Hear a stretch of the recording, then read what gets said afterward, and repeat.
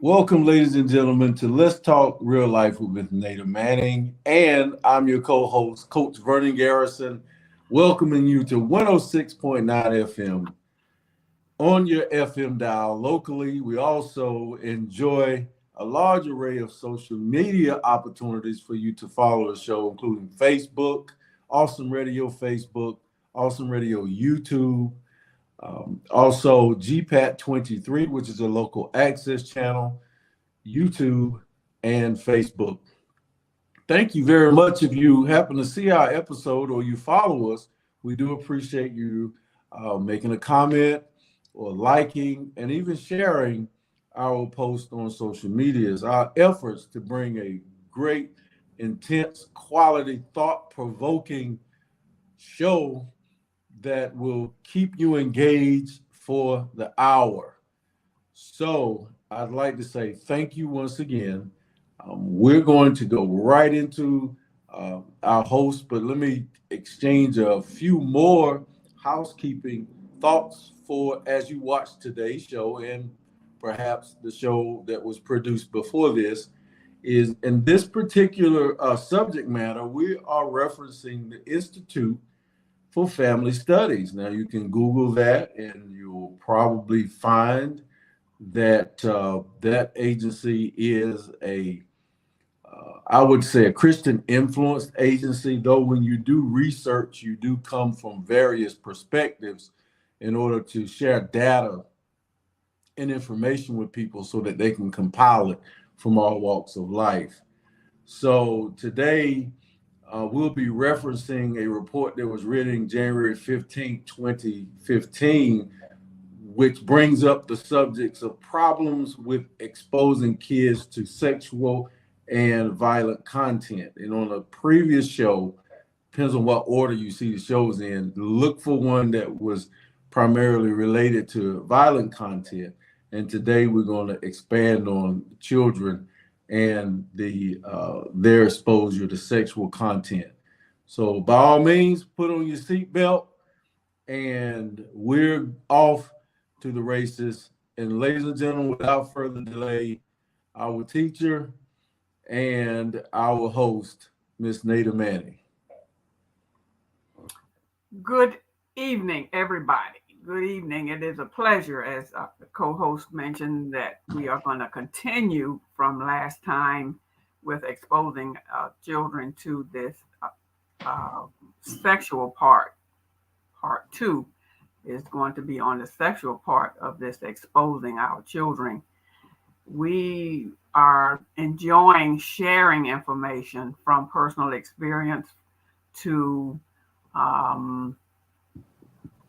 I guess one can say our knowledge and other people sharing with us type thing, and we seeing and hearing things about the children being exposed to these type of behaviors and how it is affecting them. As we read through various resources and sharing among ourselves what these children are being exposed to, it breaks our heart to know how they are responding to it, the different ways that they are being exposed and how it's helping them and hurting them at the same time. So we just want to share some information about it through the neighborhoods, through the homes, through the families, through the churches, through the babysitters, the whole nine. And it is amazing how these various resources affect our children. So we just want to just put a little bit of highlight on various ways that it's causing problems. So we're going to start with the how it shapes the person's character, and Coach and I are going to talk about the sexual part of the children. I mean, it can start from as early as, I don't know, unfortunately, infants, not knowing any better. They don't know what's going on. They're infants, they're children. They just came into the world. And we have some people out there that start some things and they know what they're doing, but the ones that's being affected don't know what's going on. They just smile and they just go on. And then as they grow older, they, I guess it becomes a norm to them. It's just sad how things just develop. And as they grow older into becoming older children, 3 and 4 year olds, and it continues. And then after a while, they learn how to talk, and then they express things, and whoever their caretaker is or the parent is, and they'll find out that way, one way or the other, it ends up coming out, and to that particular child, they end up hunching their shoulders, and they'll say, well, that's been going on, that's normal, what's wrong? And, so the question becomes, what age is it going to be where the child is wondering, or the parent or the adult in the child's life, what age would be prevalent, where it's allowed, where it's accepted, where the child is going to be able to say what's going on? When the child is 3 or 4 year old, and the child can express themselves, what age would you say, you out there in the audience, what age would you say would be acceptable for that child to be able to address? I would say when they're able to say mom or dad, or it hurts, or is that right? What age? Let me, if you don't mind, probably this might take 3 minutes to read, but I'm a reference part of the study where they were talking about sexual content and violent content and the age. So that lines up with what you're saying. Just some food for thought in this study here. If you allow me to try to articulately ramble for a moment, appreciate it, so the audience can get a take on a premise here. All right. In a particular study, sex and violence is at an all-time high in movies and things of that nature, as we know, even now, when parents are, not necessarily always aware of whether they're doing well or not. Are they dropping the ball? Are they succeeding at protecting children from content that could, change their lives in an instant if they were to attempt to try some things? The researchers asked 1,000 parents of children between 6 and 17 years to watch 8 movie clips in random order. Each contained either sexual content or strong violence. Parents were asked what age their children would have to be before being allowed to watch these scenes. The first clip was always rated as being suitable for an older child. The final clip was always rated as being appropriate for younger children. Now, regardless of the order of viewing, parents consistently reduced the age recommendations as they watch more clips. The more a particular kind of content we watch, the greater the level of desensitization we experience. Now, what was once shocking eventually barely registers. Now, meaning our desensitization to content, and in this very conversation, we both have we can look at some clips and the audience can say, that my child should not see. Well, desensitization means the more you see it, the more you accept it. So are we accepting things that we would not have accepted 50 years ago? And so if it was wrong then, why is it not wrong now? But that's just a thought-provoking moment. We'll go back to it because we're going to go back to the teacher to see what her thoughts are. But we go to the study a little more now that we are opening up your thoughts. Okay. Now, the more particular kind of content we watch, the greater level of desensitization we experience. That's what we were talking about. Now, what was once shocking is eventually barely registers. Like a drug, the more violence and sexual content we take in, the more of it we need to get the same shock factor. Now, here's an experiment they want us to do in our homes while we watch TV. Don't watch news for a couple of months and then sit through a full bulletin, and it will assault your senses. Okay, I'm gonna go ahead and move through this so we can open the discussion back up. Is there really a problem with our children seeing sex and violence? Does it really affect them? I know you have some comments about that. We'll ask that again. In my work, I guess this is the one administering the study. In my work, I regularly speak with parents of children as young as 6 who are watching Game of Thrones, The Wire, Breaking Bad. The parents wonder why their children are having behavior issues. Many adults claim that they've watched violent movies all of their lives, played violent games, and never killed anyone. In fact, they've never even acted aggressively. They'll say the Wowzer Brigade, or whatever type show that was, the Wowzer Brigade is making mountains out of molehills. I got you. They're saying people who are after these studies and looking at the particular violence that we consider entertainment, we're making too much out of it. And some people are saying it's not affecting children's personality. They'll point to all the things that we watch as children that never affected us because we never understood it. What is the harm of allowing a 6 to 12-year-old to see a sex and violence in the lounge room? Okay, so now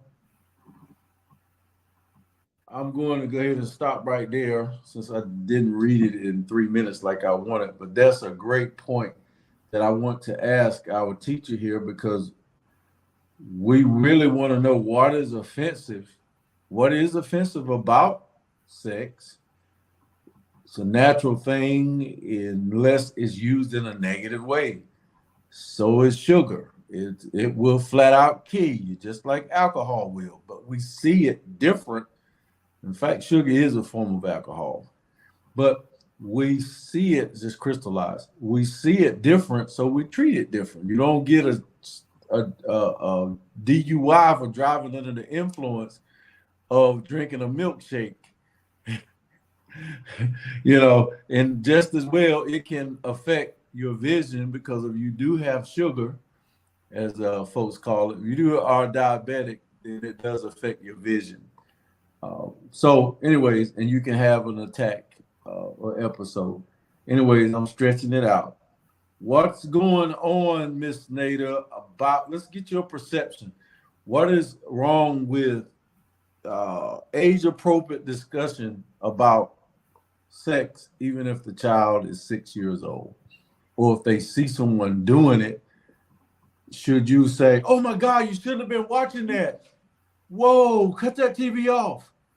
Creating a stigma from what they just saw rather than explaining what they just saw. Let's discuss that for a moment.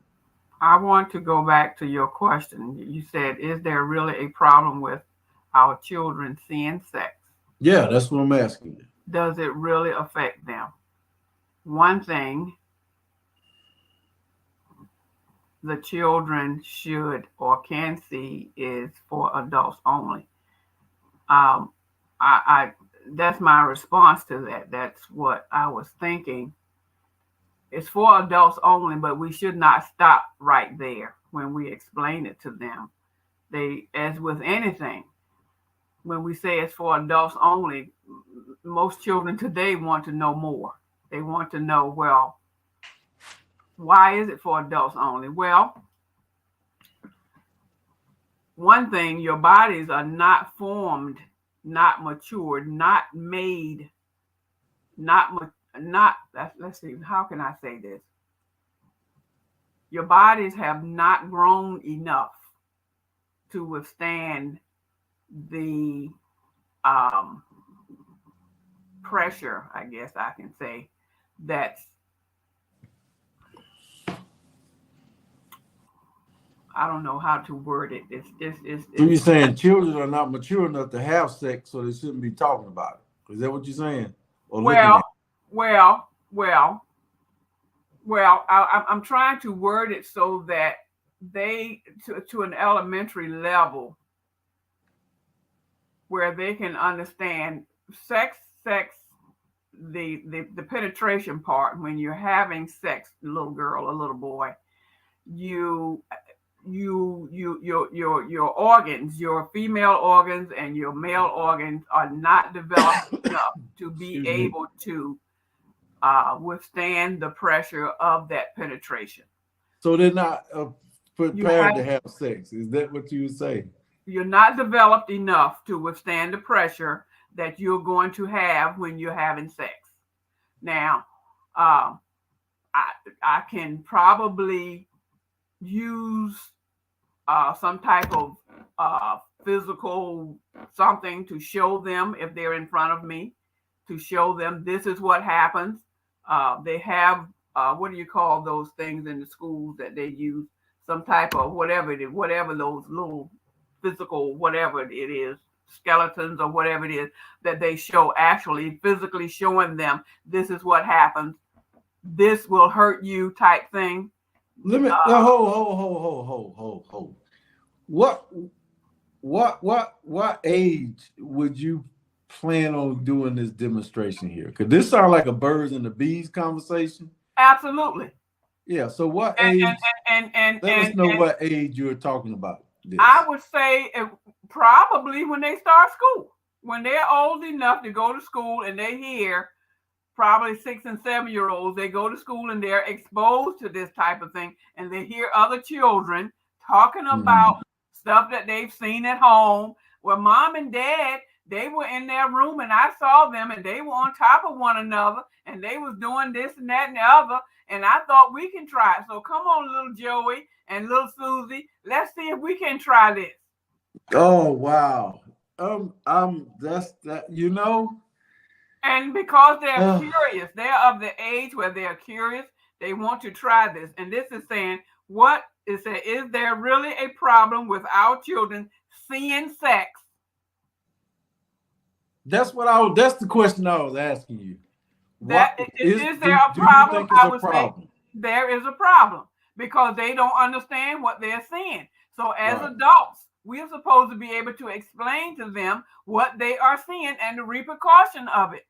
Okay, little girl and little boy, you see your adults doing this. You don't see little children doing this because they are grown folks and you are little children. You don't see little children doing this because it's not the little children's place to be doing that. And your adults at home were out of line when they saw they were doing this in your vision so that you could see it. They were irresponsible and you should not have seen what you saw. So they were not supposed to let you see that.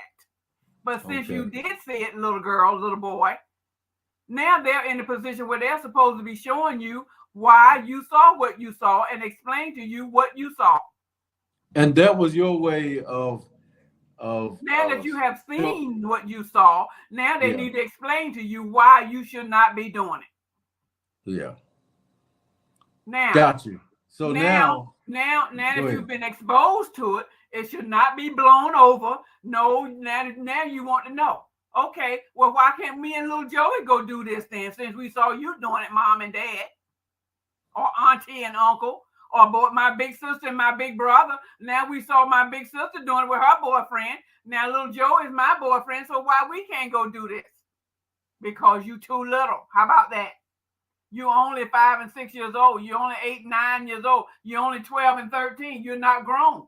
That's why you shouldn't be doing it. And if you do it, this is what's going to happen to you, Missy and bro. Now, you know what? I got to say, I know when I was learning child psychology, what they said about the 8-year-old is so impressive, how they see the world at that point. Male, female, son, father, son, you know, dad becomes the son's hero. Uh, mom, that type of thing. That's the age of really becoming. And now children are so smart that they have actually, you just shocked my conscience when you were saying how you would explain to children. But you know what? These children actually have seen these sexual acts, and just the commercials that come on television. So what would you say? When would you, we used to say, man, I'm all messed up now. We used to say, when you gonna have the birds and the bees conversation with your child? When would that occur now, if there was such a thing? I think they're gonna learn before you actually talk to them. You just gonna have to talk to them about what they know, like you were just saying. I would say that you need to talk to them a little bit at a time, as soon as possible when you feel like they can understand. Definitely when they start going to school, because when they go to school, they're going to pick up on some things from those other children, because those other children are being exposed to things at home that they are not supposed to be exposed to, and you don't have any control over that. So get your child ready. Huh? How you know they ain't getting it from your children? You saying the other children? Your absolutely. Kids might be... and I'm just saying, if you have more than one child at home, they could be. If you have older children at home, they could be getting it from your children there at home. But if you have only one child at home, then you need to get that child ready, because they're going to be exposed to that other stuff when they go to school. So if they're going to school for the first time in kindergarten, you better get them ready. Just tell them, start getting them ready in their little mind that they're going to be hearing some things. A little bit at a time. Don't be throwing it all on them at once, because you don't want them to get confused, because they're going to school to learn some book learning, not life learning all at once. They're going to be confused. They're going to be going there expecting to hear a whole lot of other stuff when they're supposed to go there and be focused on learning some books. The little minds ain't gonna be able to take but so much. So back to your question, is there really a problem with our children seeing sex? Does it really affect them? Yes, it does. Yes, it does. And it's up to us to fix it. Now, down to your other comment about the age, the 6 and 12-year-olds. I think I answered that already. The harm that it would do, because they might attempt to try it. Like I said earlier, if you don't catch them. Now, here's what I'm about to say right here. And I just felt this way. And excuse me, and we're 23 minutes into the show, and we're talking real life, folks.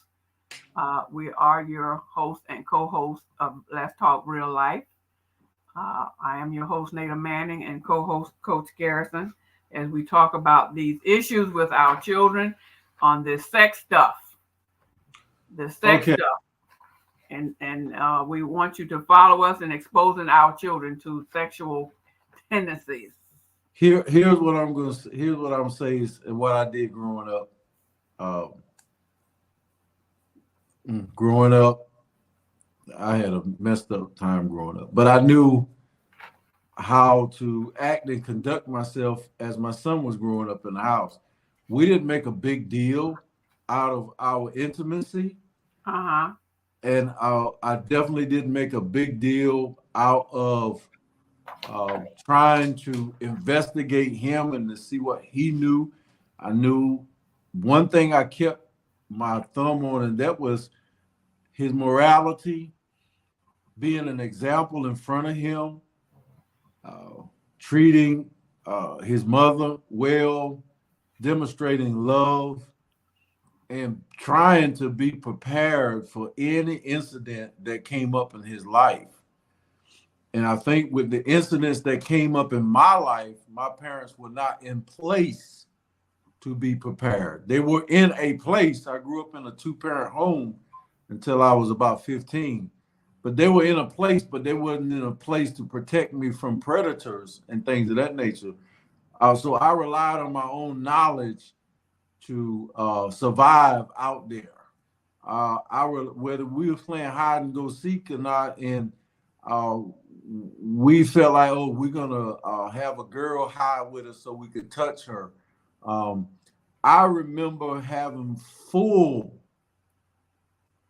thinking capacity over sexual behavior. Number one, what it was and what it was not. I do recall as early as Head Start, a little girl had used some type of object to insert in her, and word got around, and somehow I knew what had happened. But growing up, if there was a show coming on TV and that thing said parental discretion is advised, all right, you're excused. I knew that was my cue to go to bed. I was not allowed to watch TV. When that man said parental discretion is advised, that's it. It's time to kick rocks.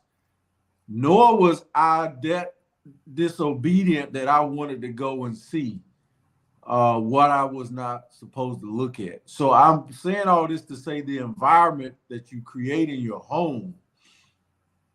And I know I didn't have a Christian home that I grew up in. We were Christian, but it wasn't like our lifestyle was Christian, domestic violence and some everything. I'm saying all this to say I handled, digested, when over the next door neighbor's house and found a big box of books with pornography in it. I got caught. Somebody came in the porch and on the porch door side and caught me. I just threw the book down and ran. I don't even remember who it was. I knew that it was wrong when I was just about raped by a lady. I knew something. So the cues I had, I know the children now have 1,000 more about what's happening with the body.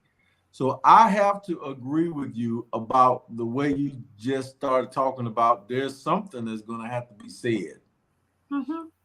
Because the children will go to school on a whole new level.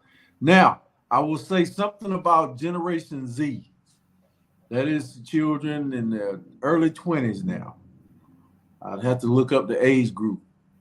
But they're not sexual folks. A lot of them are virgins. A lot of the males are anyway. I was just getting an update today. 30% of the males in that generation in the early 20s haven't had sex. So there is something that didn't make this group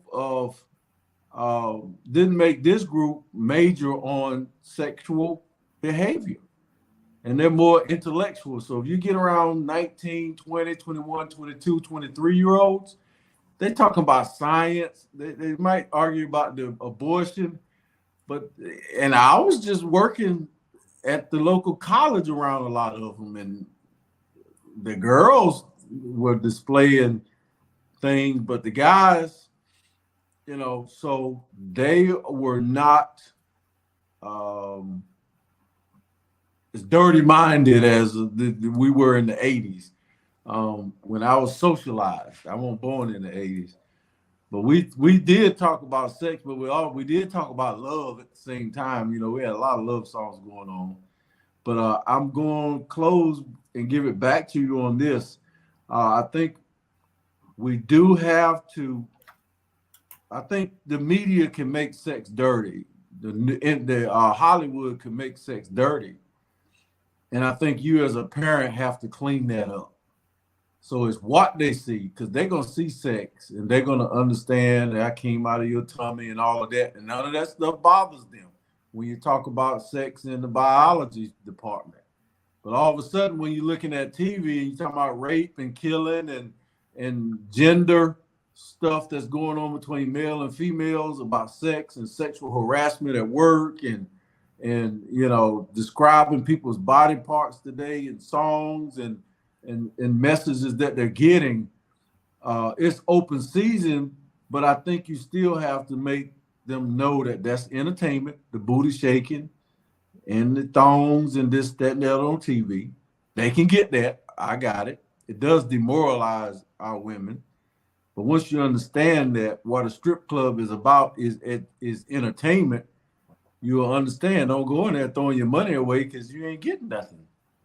So I think you have to clean up your child's mind and put sex, love, and intimacy in its right place. So whatever gets thrown in their mind, eventually they're going to get back to the basics. And we pray that nobody destroys the image of intimacy and how it should be applied in our lives through some type of sex and a child trying to get their personality satisfied by giving their body away to the world, to a wolf, male or female, just to try to get self-esteem needs met. I rest my case, Your Honor. All right. So you said a mouthful, and I thank you for that. You said some interesting things. Point being about those 20-year-olds. Yeah, I that is definitely something I did not know about those 20-year-olds. Their lack of interest in having sex today, because I remember distinctly back in the 70s. I mean, those guys. I mean, those hormones was kicking strong back in the 70s. These kids are afraid to become adults. Huh? These Generation Z is afraid to become adults. They don't even want to move out of the house. They don't see no reason to. So I got to line that up. I got to give them some credit. They're thinking that if they jump into the sex thing, they're jumping into the relationship, the marriage pressure, doing the life thing, life doing life. And so there's the whole shebang about becoming an adult. There seems to be an overwhelming responsibility, and they ain't about that. So you just can't assume. So it's not just one piece, but no, they about education and trying to figure out when and if they'll leave the house. And also having children, having sex like that, ends up having babies, and and if you're having babies, that means you're going to have that responsibility, and that means you might have to leave home, and because mom and dad or mom, whoever it is at home, you can't be bringing no whole lot of babies up in there, because that means you got to get a job and you take care of those babies, and that's a problem. So but back in the 70s, like I said, that didn't seem to matter. That's right. It's a whole different mindset.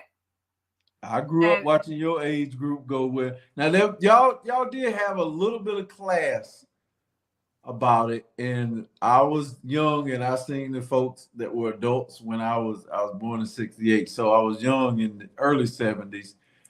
I watched, and there was a lot of class behind it. It was in the name of having a good time.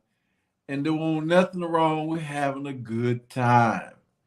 And so that necessarily didn't mean drugs, but then it was a controlled amount of controlled substance. Yeah. But the kids, back to where you were talking about, I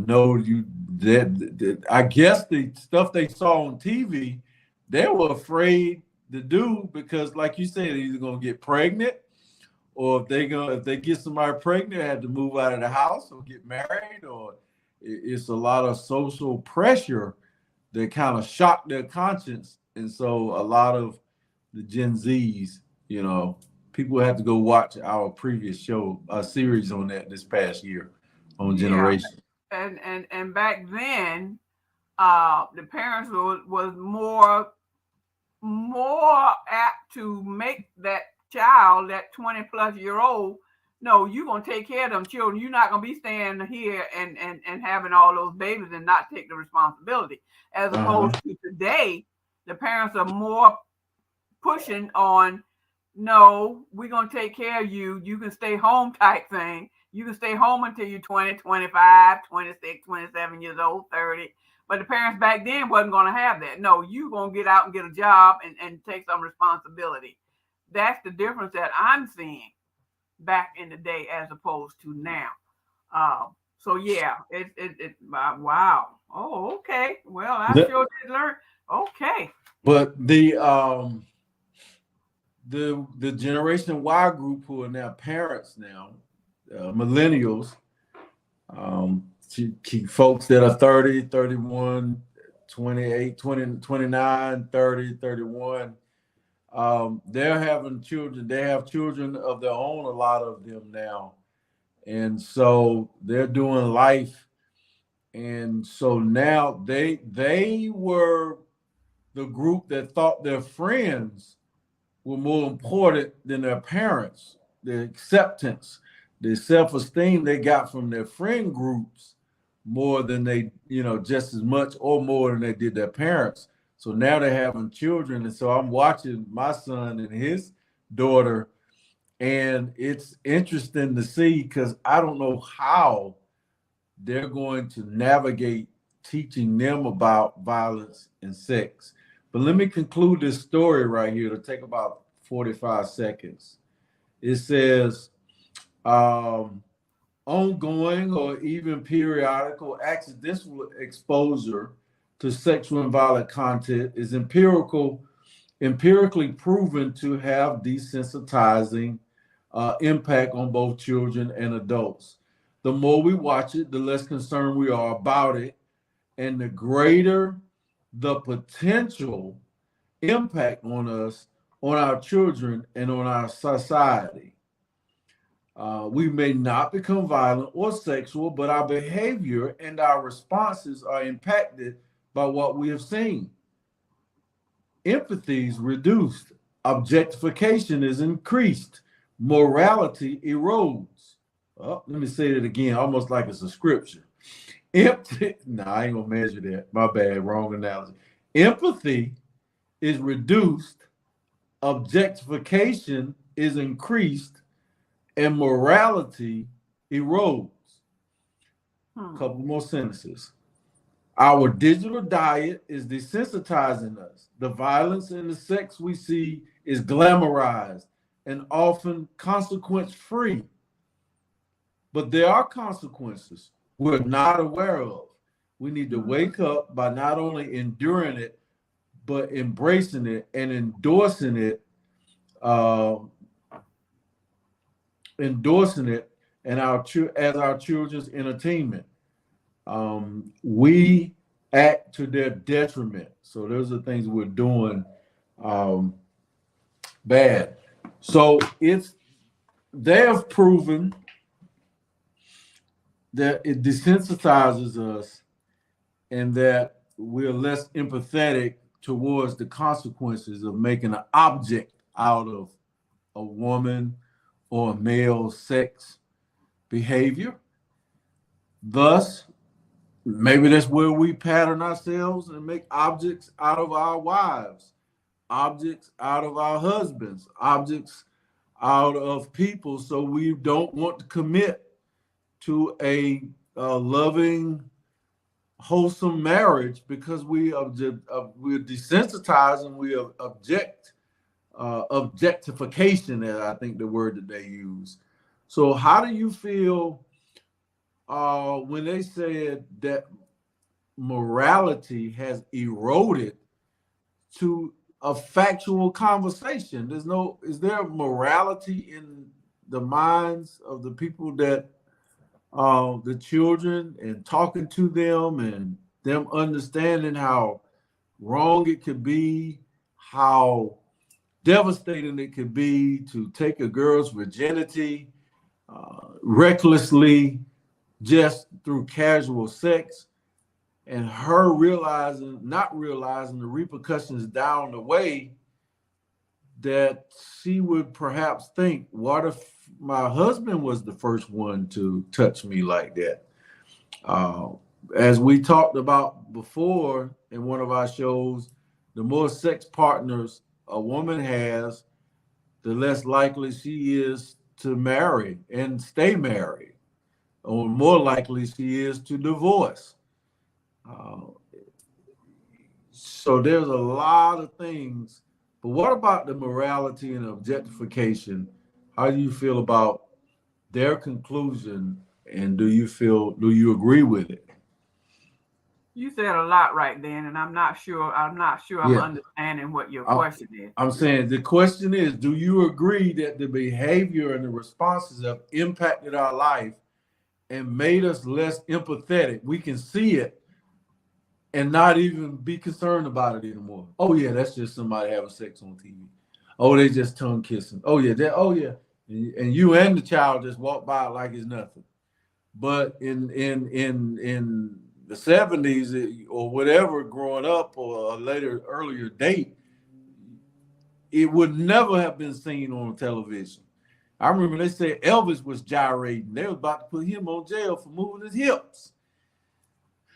So your question is, do you agree with the conclusion of this study that they're saying it made us less empathetic and objectifying women? That's when they had BET and all the videos up there. I'm gonna say all of them because that's the ones I looked at in the 80s.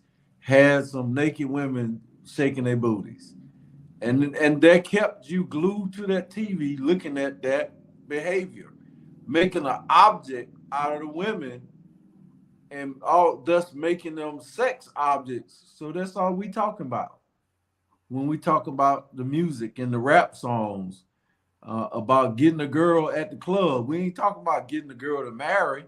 We talking about getting a girl to have sex. That's objectifying a person without considering the morality of our tribe and how we do believe that a man and a woman should, have intimacy within marriage and not with everybody else.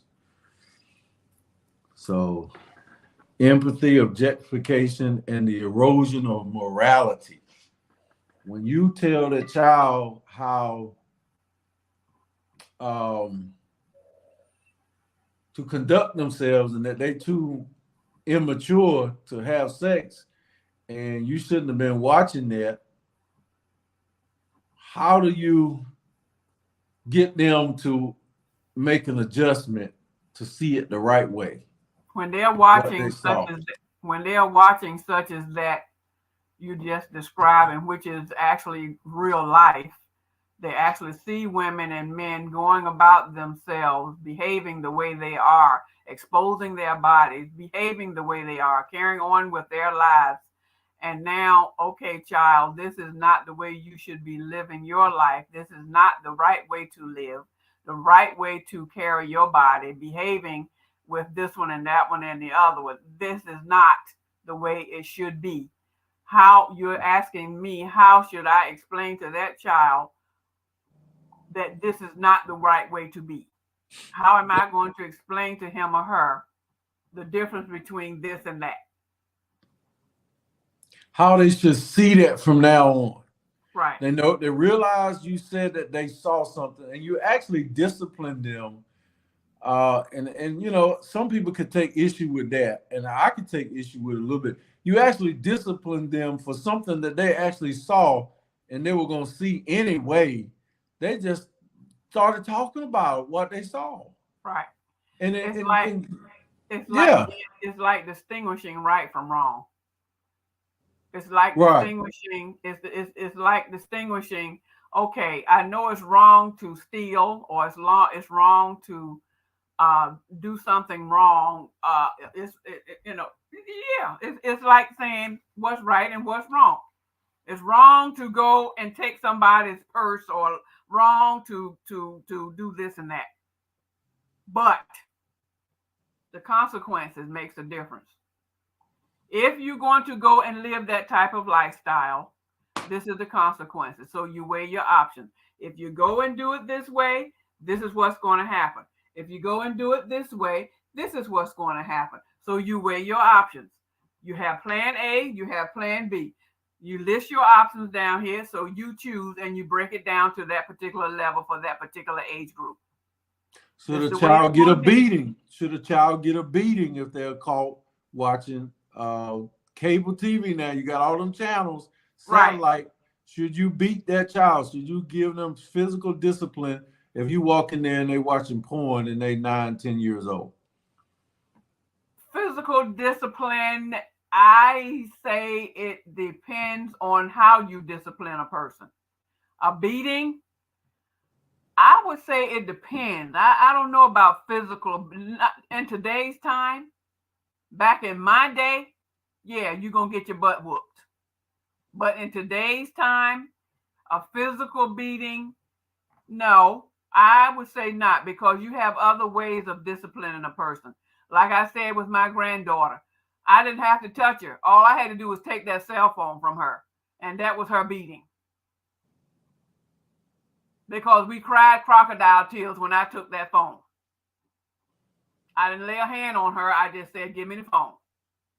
Now, how long I kept that phone was how long she was punished. That's all I had to do.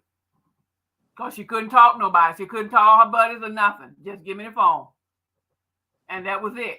So there are ways today of disciplining these young people when they are doing something wrong. And that should they get disciplined? I'm trying to get an audience some gold nuggets from you. I'm putting you in a tough place. Should they be disciplined? How do you handle it when they walk into the room? You told them not to go in that room and y'all was in there doing something. How did the parents handle that? I'm saying take the cell phone, take some privileges from them. A beating is not the answer. Okay, and what I would say is I would have a talk with them. I don't think I would discipline them. Unless you did, unless they went out of their way to do something you told them not to do. But even in that, life gonna be life, and they got some children have accelerated knowledge when they don't plan on doing anything that they talking about. Talk like little scientists.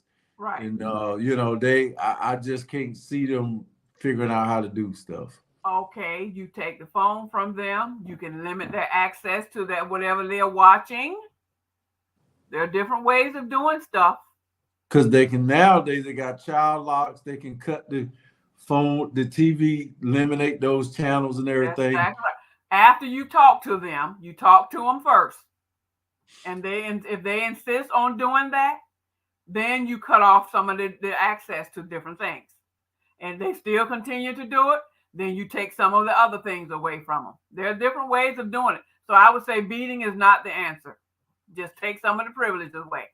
Even if they get out of the way and don't understand sex and they're starting to try, one more question, we got a couple moments.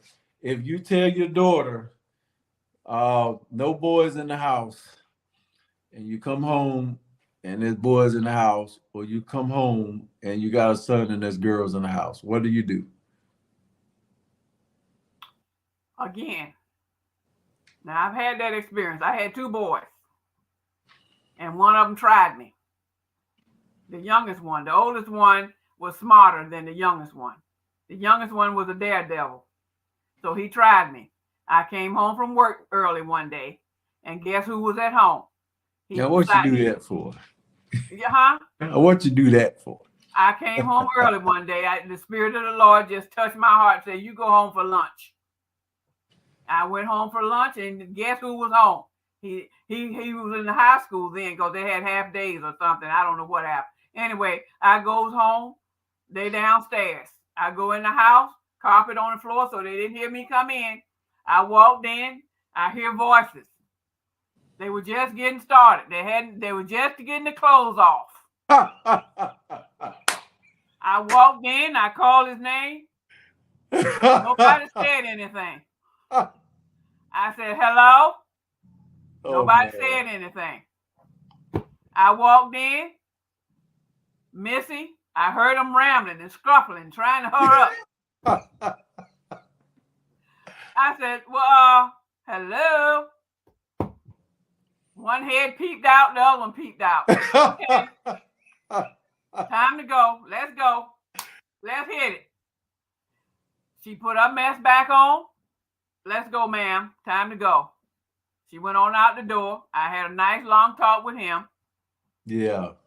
And to my knowledge, it didn't happen again. That was the first time. To my knowledge, that was the first time. Right. But I had a nice long talk with him. And I didn't scold him or anything, but we had a nice long talk about it.